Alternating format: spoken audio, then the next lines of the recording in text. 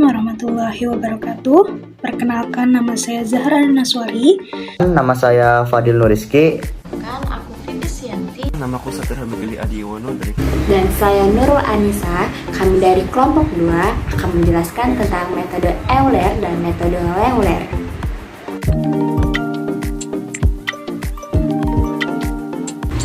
Menurut Hadi dan Rajwani 2009, arus merupakan suatu massa air secara horizontal yang dipengaruhi oleh tiupan angin di permukaan laut, perubahan densitas maupun pengaruh pasang surut, yang mana akibat dari ketiga faktor tersebut, maka terbentuklah suatu pola sirkulasi arus yang khusus. Menurut Emir dan Thomson 1998, metode Euler merupakan metode pengamatan arus yang dilakukan pada suatu titik tertentu dalam kolom air, sehingga data yang didapat adalah data arus dari suatu titik tertentu dalam fungsi waktu. Sedangkan metode Lengler merupakan suatu metode yang digunakan untuk mengidentifikasi titik stasioner dari masalah optimasi suatu kendala persamaan, di mana metode ini mengukur arus dengan mengikuti jejak suatu alat yang telah digunakan sebelumnya. Selanjutnya adalah penjelasan tentang kelebihan dan juga kekurangan dari metode Euler. Nah, salah satu instrumen yang digunakan pada metode Euler ini adalah karometer, di mana kelebihan dari karometer ini yaitu mempunyai beling-beling yang digunakan untuk mengetahui kecepatan serta arah arus. Terdapat juga kompas yang dihubungkan secara langsung ke kapal dan juga dihubungkan pada pelampung ke kapal induk menggunakan gelombang elektromagnetik. Hal inilah yang dapat mempermudah dalam pengolahan serta pencatatan data kecepatan serta arah arus secara terus-menerus ataupun periodik menurut Putro 2014. Selanjutnya adalah kekurangan dari karometer itu sendiri, di mana kekurangan dari karometer itu sendiri yaitu saat diturunkan ke kedalamannya lebih dalam, maka beling-beling akan mengalami pergerakan yang kurang stabil dalam mengukur kecepatan arus. Kemudian untuk arah dari pengukuran arus secara otomatis akan diantarkan oleh gelombang elektromagnetik ke kompas yang sudah terhubung. Kemudian tingkat sensitivitasnya juga tinggi terhadap pergerakan arus. Hal inilah yang akan menyebabkan pencatatan kurang begitu maksimal. Selanjutnya ada kelebihan metode Lagrange. Kelebihan metode Lagrange ini adalah instrumen yang digunakan seperti bola duga dapat dibuat sendiri dan harganya jauh lebih ekonomis jika dibandingkan dengan instrumen yang modern. Nah, turunan instrumen modern Lagrange adalah The Swallow, di mana The Swallow ini merupakan pelampung jenis apung netral, yang berarti bahwa massa mengambang disesuaikan sebelum meluncur, sehingga akan tenggelam ke area dengan besar densitas yang dapat ditentukan. Oke, kerapatan air laut sebenarnya adalah fungsi tekanan primaria, karena kompresibilitas air laut menyebabkan densitas menjadi lebih besar dan pada suatu suhu atau salinitas tertentu. The Swallow mengambang mengirimkan pulsa suara pada interval tertentu yang diikuti dengan mendengarkan hidrofon dari kapal yang mengejar float atau pelampung dan sekaligus menentukan posisinya sendiri. Itu menurut Sudarto et al. 2013. Nah, selanjutnya itu ada kelemahan dari metode Lagrange ini. Nah, salah satu instrumen yang menggunakan metode Lagrange adalah seperti yang saya sudah sampaikan tadi, yaitu ada bola duga. Kekurangan dari bola duga adalah tingkat ketelitian yang rendah karena dapat terjadi error baik dari pengamat maupun dari instrumen yang dibuat. Panjang tali yang digunakan juga hanya sebatas 5-10 meter. Pencatatan arah arus juga tidak dapat digunakan mengingat bahwa kecepatan arus yang didapat hanya dari jarak panjang tali, yaitu 5-10 meter, dan waktu yang dibutuhkan saat tali memegang. Nah, itu juga menurut Sudarto et al. 2013. Berikutnya ada alat-alat arus yang menggunakan metode Lagrange. Di antaranya terbagi menjadi beberapa jenis. Yang pertama berdasarkan massanya, yaitu ada konvensional dan modern. Untuk yang konvensional itu ada satu alat berupa botol dan kartu di mana alat ini memiliki kelebihan dan kekurangan. Kelebihannya adalah digunakan pada perairan yang sangat dalam, atau bisa juga digunakan dalam samudra, pada samudra. Lalu ada juga kekurangannya, yaitu mudah terganggu oleh angin dan gelombang, kemudian tidak dapat dideteksi keberadaannya saat mengapung. Lalu yang kedua adalah alat-alat yang masanya modern atau yang terkini. Alat-alat modern ini terbagi lagi menjadi dua, yaitu secara langsung dan tidak langsung. Untuk alat yang secara langsung terbagi menjadi dua jenis lagi, yaitu drifter permukaan dan juga drifter laut dalam.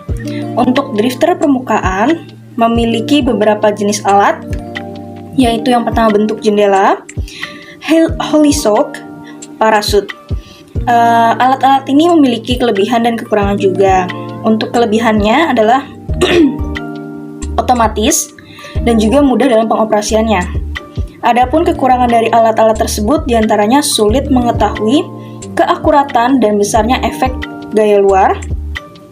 Kemudian juga alat ini mudah rusak untuk kedalaman yang lebih dalam. Selanjutnya adalah drifter laut dalam. Drifter laut dalam ini terdapat beberapa alat, yaitu diantaranya Ravos dan Eles.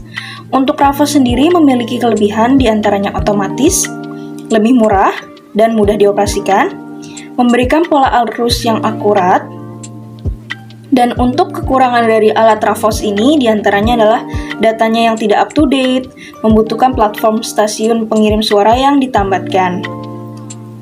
Kemudian ada Eles, di mana alat ini memiliki kelebihan diantaranya pengoperasian yang otomatis, mudah dioperasikan, dapat digunakan dalam jangka waktu 5 tahun. Untuk kekurangannya sendiri ialah yang pertama, gangguan trayektori kedalaman tiap drifter ke permukaan. Yang kedua adalah kurangnya keakuratan antara posisi aktual pelampung dengan penentuan posisi satelit. Dan yang terakhir adalah alat yang digunakan secara tak langsung, ada MCC, di mana alat ini memiliki kelebihan yaitu dapat mencakup daerah yang luas dan juga tidak perlu turun langsung ke lapangan. Namun alat ini juga memiliki kekurangan, yaitu keakuratannya yang tidak terlalu akurat. Oke, next aku bakal ngejelasin materi tentang alat-alat yang kita gunakan dalam pengukuran arus dengan menggunakan metode Euler. Jenis alatnya itu ada dua, yaitu non-mekanik dan mekanik. Untuk alat yang termasuk non-mekanik ada 4. Yang pertama yaitu meteran Ekman. Meteran Ekman ini adalah salah satu alat yang melakukan analisis langsung di lapangan dan di tempat yang menggunakan alat konvensional. Kelebihan dari alat ini yaitu perhitungan aliran permukaan juga didapatkan dan juga masanya juga kita dapetin dengan menggunakan alat ini. Untuk kekurangannya sendiri yaitu daya tahan alat ini relatif tidak tahan lama. Yang kedua bernama acoustic current meter. Alat ini memiliki kelebihan dapat digunakan pada perairan dengan kecepatan arus yang relatif rendah.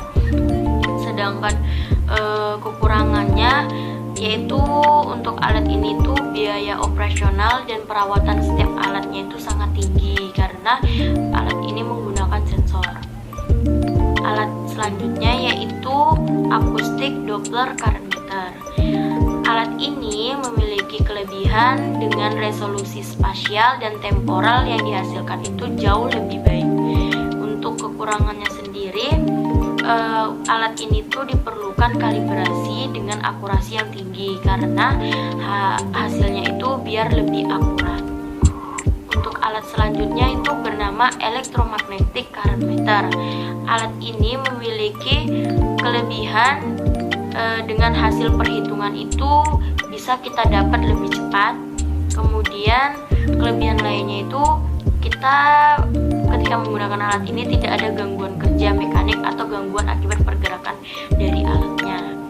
Untuk kekurangannya sendiri, harga pembelian alat ini tuh jauh lebih tinggi dibandingkan alat mekanik. sekarang itu alat-alat yang termasuk dalam mekanik. Alat dalam mekanik itu ada 3. Yang pertama yaitu Andera rotor current meter atau rotor yang berbentuk vertikal. Alat ini itu termasuk ke dalam alat yang mengambil analisis dengan data perhitungan itu dapat dilakukan dari kendali jarak jauh dengan aplikasi yang telah terintegrasi. Nah, untuk kelebihan dari alatnya ini yaitu periode pengambilan sampelnya itu lebih pendek. Nah, sedangkan untuk kekurangannya itu yaitu adanya keterbatasan mekanis rotor membuat tidak praktis. Next, alat selanjutnya yaitu vector averaging current meter. Alat ini memiliki kelebihan yang lebih efisien terhadap ruang perekaman data sampel arus yang kita dapat. Kelebihan lainnya yaitu pengukuran di gelombang dekat permukaan itu lebih akurat dibandingkan alat sebelumnya. Untuk kekurangannya, alat ini tuh cukup memakan banyak waktu karena kita harus mempersiapkan alatnya. Karena setiap bagian itu harus kita pasang satu persatu. Dan kekurangan lainnya itu yaitu terdapat kesetrekaman magnetik dan suku cadang lain tidak lagi diproduksi. Next yaitu vector measuring current meter atau rotor yang berbentuk horizontal. Alat ini memiliki kelebihan dengan bentuk turbin horizontal sehingga arah arus dari mana saja itu dapat terdeteksi. Sedangkan untuk kekurangannya itu, alat ini sangat rentan terhadap pengotoran oleh rumput liar dan puing-puing lainnya.